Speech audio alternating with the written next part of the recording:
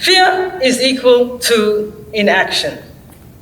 Therefore, unfulfilled life. Daring is equal to action and adaptation. Therefore, a life filled with endless opportunities. Please help me welcome Noelia Suarez.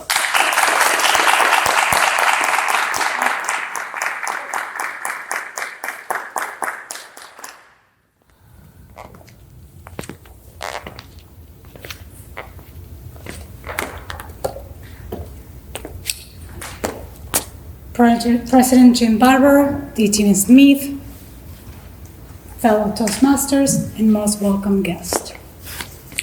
First of all, I want to thank you for this amazing opportunity. It's such a privilege to be here, having so many people willing to hear what I have to say tonight. The name of this speech is The Icebreaker, but I will call it the daring moment. The courage speech. Because I have to gather my courage and leave fear and his best friend comfort zone on the back seat of my car so I could stand here for this unique, once-in-a-lifetime opportunity, my first Toastmaster speech. My name is Noelia Suarez, and I decided to join Toastmasters because I have a lot of things to say. And I want to become a better speaker, a better communicator, and a better listener. So last year I wrote down that this year, 2022, I wanted to join Toastmasters. And I put the intention, and about 2 or 3 weeks later, I was having a conversation with Leah. And she said, "Oh, I'm going to Toastmaster Plantation." And I said, "Really? I want to know more about that." Next thing you know, here I am. So tonight I'm going to be sharing with you 2 stories of my life that shaped me into the woman that I am today. Someone resilient, someone that can easily adapt to any situation. And to Charles Darwin's credit, adaptability is one of the most important things a human being can have. His quote says, "It's not the strongest of the species that will survive, nor the most intelligent, but rather the most adaptable to change." When I was about to turn 9 years old, I told my mother I wanted to go visit my aunt, who lived about 450 miles from my hometown, Buenos Aires. I said I wanted to spend about a month vacation.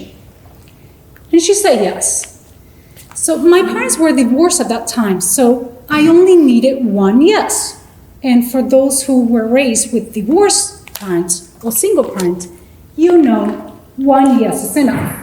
So I packed my suitcase and I took a bus by myself to visit my aunt.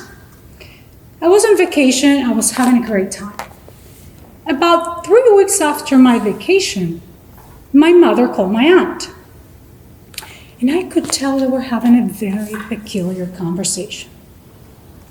When the conversation ended, my aunt comes to me and says, "Noelia, I have to tell you something.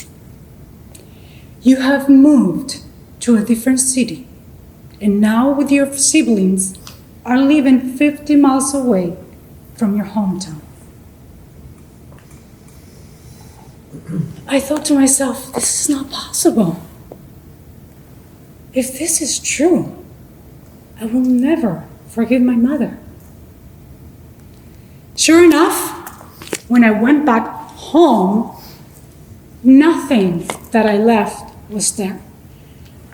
I was in a completely different place, living with a guy I didn't even know. My life was banned. I couldn't say goodbye to my friends. I couldn't say goodbye to my classmates. Can you imagine you go on vacation and when you go back home, everything you ever known is gone? Fast forward, I forgave my mother. And even though I was never happy, even though I was super mad, I was able to adopt. When I turned 18, I told my parents I want to leave the country. And in Argentina, to leave the country, you must be at least 21 years of age or get your parents' authorization form, and then you can go. So I go to my mother and I said, Mom, can you please sign? So she signed. Even though she didn't want me to leave, she still signed. Then I go to my father and I say, Dad, can you please sign? He looks at me, he says, no, I don't want you to go. You can't go. And I looked at him. I said, Dad, are you willing to be responsible for my unhappiness until I turn 21? He signed.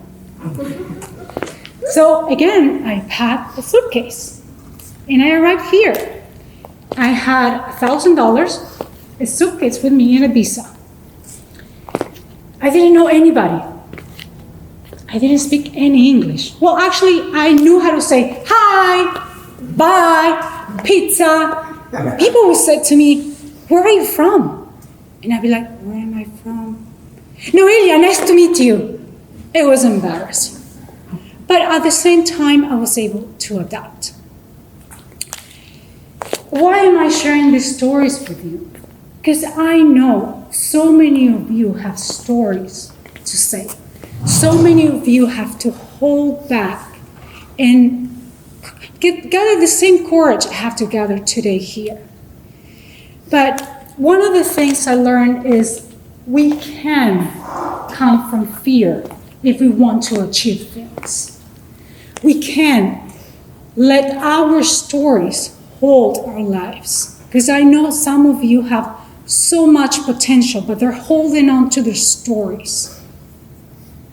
And I'm here to tell you that if you come from love and you dare to take the first step, you will not only survive, you will thrive. Thank you.